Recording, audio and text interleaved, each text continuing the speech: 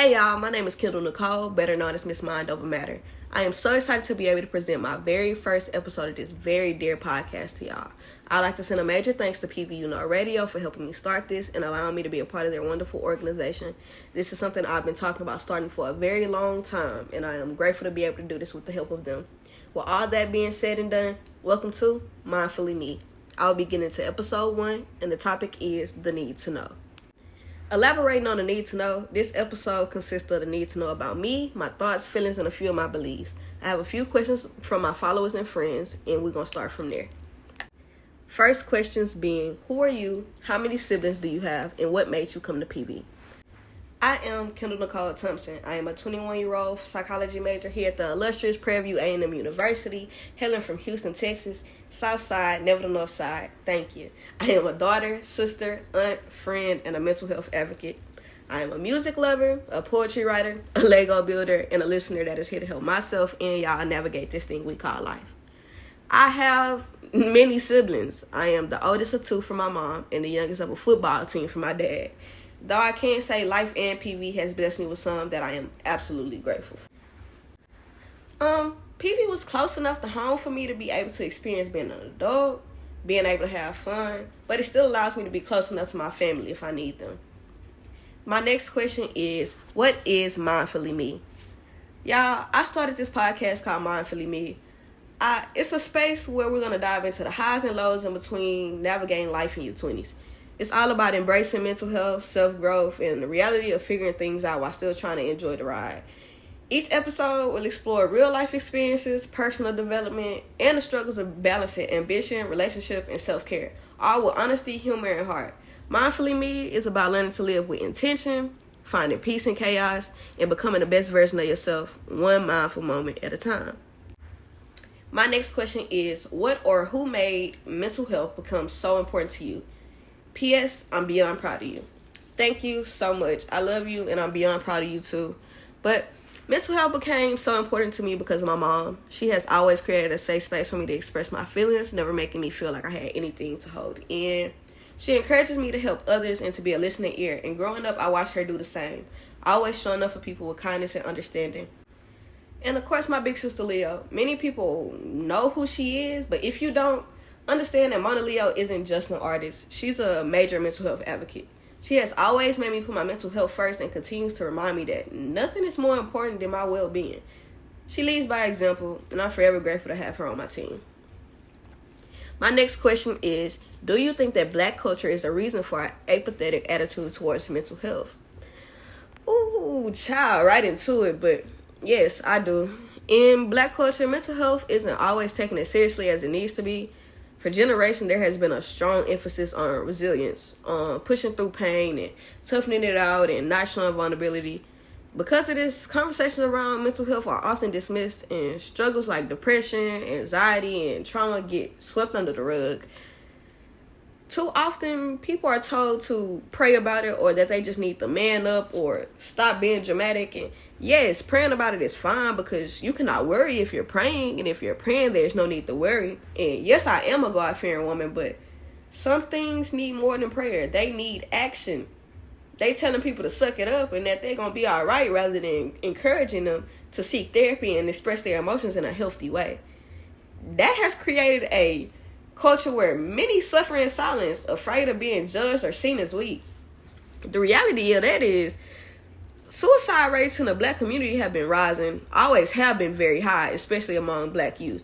Black children and teenagers are experiencing suicide at alarming rates, yet mental health resources are still not as accessible or encouraged as they should be. We also have to acknowledge these deep-rooted systemic issues. Poverty, racial trauma, and lack of access to quality healthcare, they make it even harder for many in our community to get the help they need.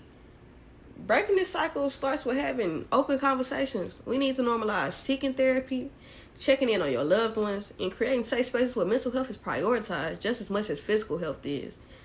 I think it's time to shift the narrative and let people know that it's okay not to be okay and that help is available. Child, that was a heavy hitter. What's next? Ooh. What is the hardest lesson to learn in the 20s as a Black woman? Y'all, I actually have a poem called Being a Young Black Woman that feeds into this. I'll probably tell y'all the poem another day. But I believe one of the hardest lessons to learn in your 20s as a black woman is that the world, our own community included, often places unfair expectations, limitations, and judgments on us. We're constantly under a microscope, criticized for how we speak, how we wear our hair, how we express ourselves, and even how we choose to heal. There's this unspoken rule that we have to be strong all the time, but the same strength is weaponized against us when we stand up for ourselves. In corporate spaces and big companies, we face obstacles that many don't even realize. We have to work twice as hard for half the recognition, and even then, we often overlooked, underpaid, and undervalued. Our voices are either silenced or labeled as aggressive when we advocate for ourselves. It's a constant battle between staying true to who we are and conforming just to be accepted. Beyond the workplace, there's this devastating reality that black women are targeted, harassed, mistreated, or even killed simply for existing. Sandra Bland is one of the many painful reminders of this. She was pulled over near Prairie View, right there on University Drive, where she had just accepted a new job and never made it out alive. Her story is just one of the many proven time and time again that even when we follow the rules, our safety is never guaranteed. And yet, despite all of this, we are still held to lower standards.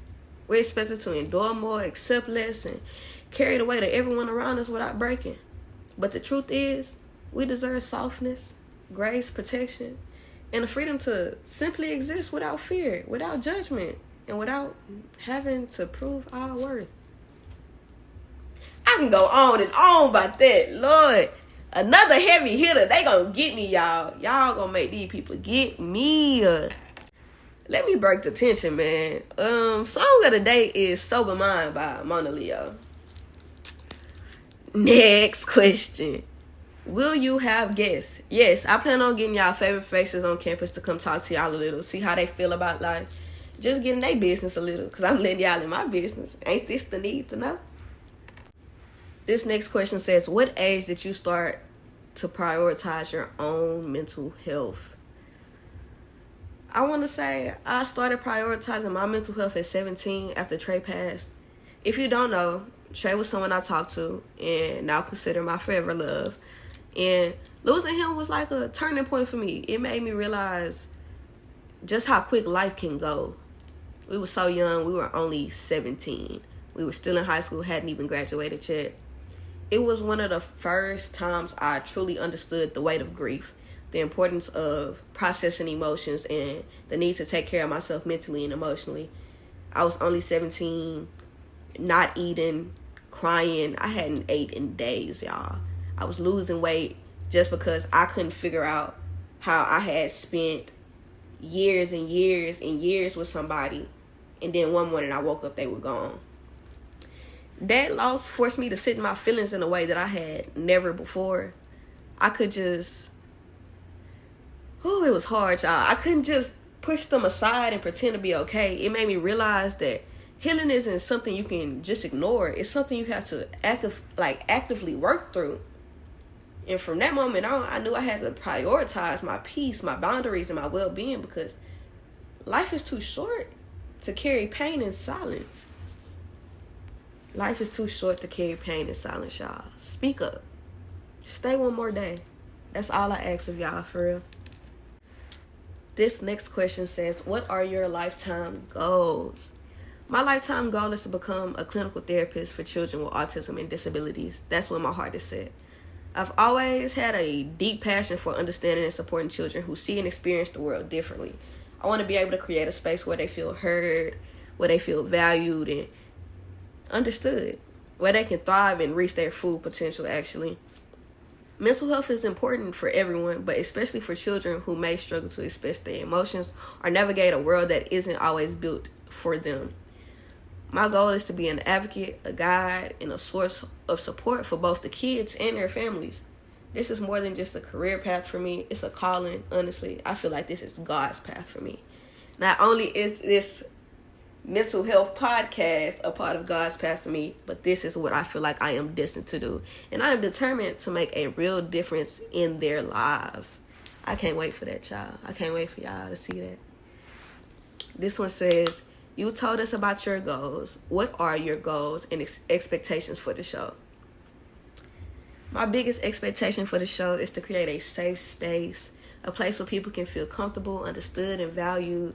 I want every listener to know that they are not alone in their struggles, that their feelings are valid, and that no one has it all figured out. We're all living life for the first time, navigating the highs, the lows as best as we can. There's no rule book, no perfect way to do things, just growth, lessons, and experience that shape us along the way. This podcast is about embracing that journey together without judgment, without comparison, just real conversations, real emotions, in a community where everybody is equal and welcome. And for today, I'll leave it at that. That concludes your need to know. I am Kendall Nicole, and this is Mindfully You. I'll see y'all next week.